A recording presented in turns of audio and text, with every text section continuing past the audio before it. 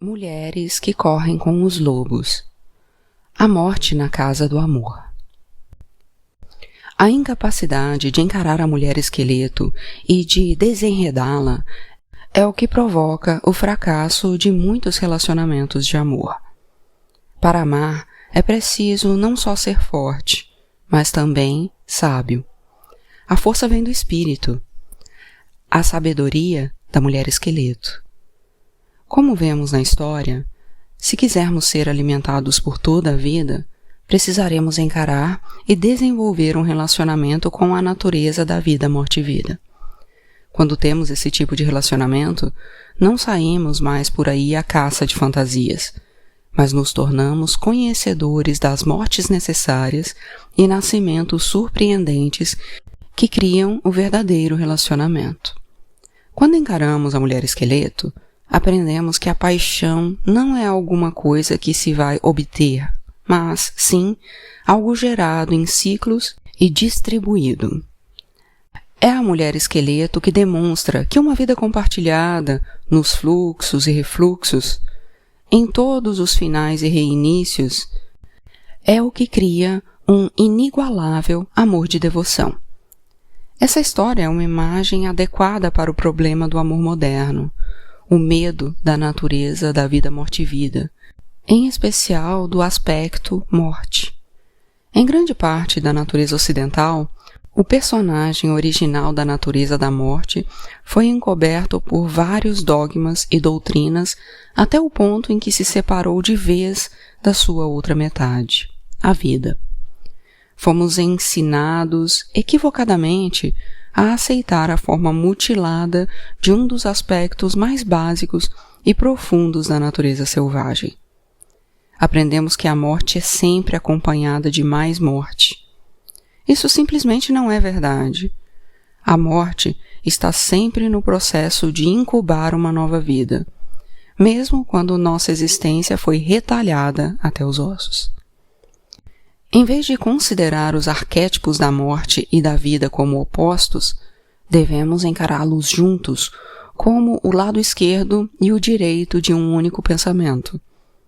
É fato que dentro de um único relacionamento amoroso existem muitos finais. Mesmo assim, de algum modo e em algum ponto nas delicadas camadas do ser criado quando duas pessoas se amam, existe um coração e um alento. Enquanto um lado do coração se esvazia, o outro se enche. Quando uma respiração termina, outra se inicia. Se acreditarmos que a força da vida, morte e vida não tem mais nenhum papel depois da morte, não é de se estranhar que alguns seres humanos tenham pavor do compromisso. Eles têm um medo horrível de passar por um final que seja. Não conseguem suportar a ideia de passar da varanda para os aposentos do interior da casa. Têm medo porque pressentem que lá na copa da casa do amor está sentada a morte, batendo com o dedo do pé no chão, dobrando e redobrando suas luvas. Diante dela está uma lista de tarefas. De um lado, os seres que estão vivendo, do outro, os que estão morrendo. Ela pretende terminar seu trabalho. Está determinada a manter um equilíbrio. O arquétipo da força da vida, morte e vida é extremamente mal compreendido em muitas culturas modernas.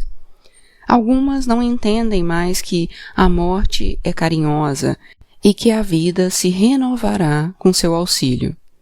Em muitos folclores, ela recebe uma atenção sensacionalista. Disse que carrega uma grande foice para ceifar a vida dos que nada suspeitam, que beija suas vítimas e deixa cadáveres espalhados por onde passa, ou que os afoga e fica uivando noite adentro.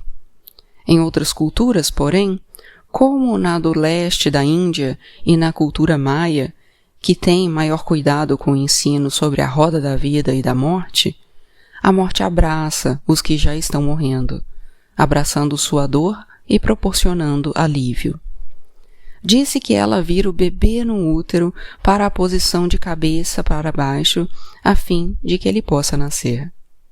disse que ela guia as mãos da parteira, que abre o caminho para o leite nos seios maternos e que ainda consola quem quer que esteja chorando sozinho. Em vez de criticá-la, quem a conhece com o seu ciclo completo respeita sua generosidade e suas lições. Em termos arquétipos, a natureza da vida morte-vida é um componente básico da natureza instintiva.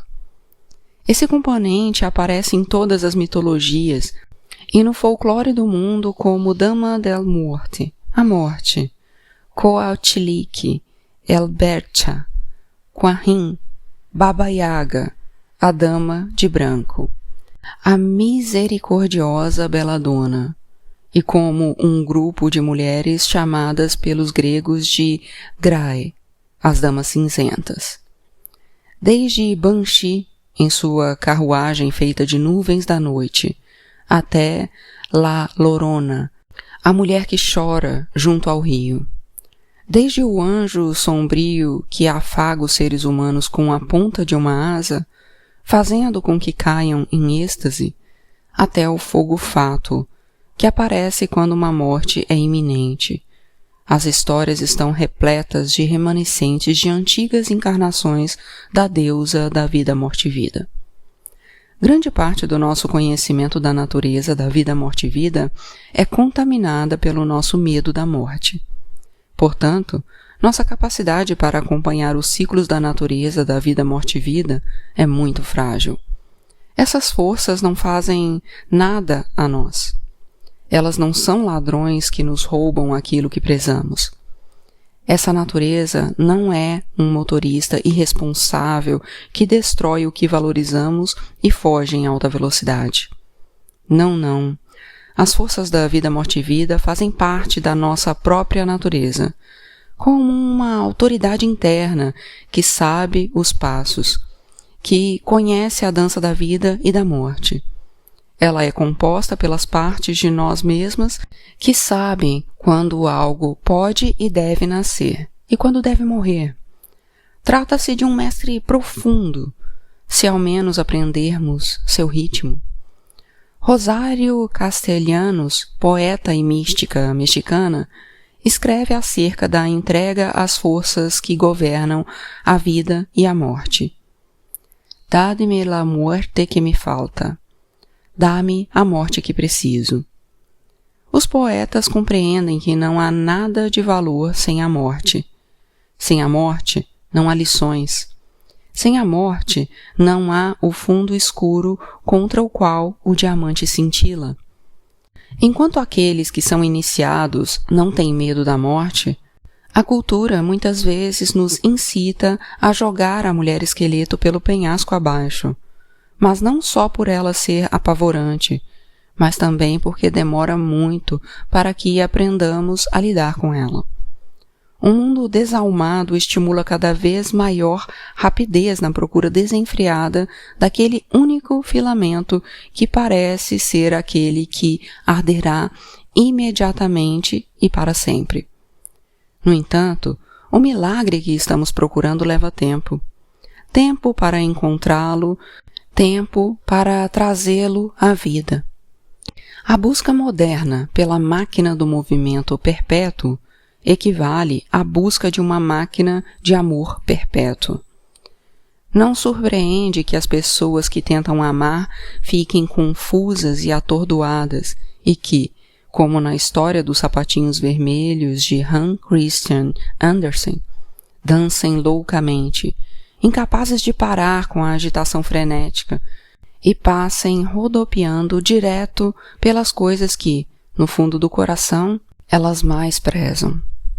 Existe, porém, outra maneira, melhor, que leva em consideração as fraquezas, os medos e as singularidades do ser humano. E, como ocorre com tanta frequência nos ciclos da individuação, a maioria de nós simplesmente se depara com ela por acaso.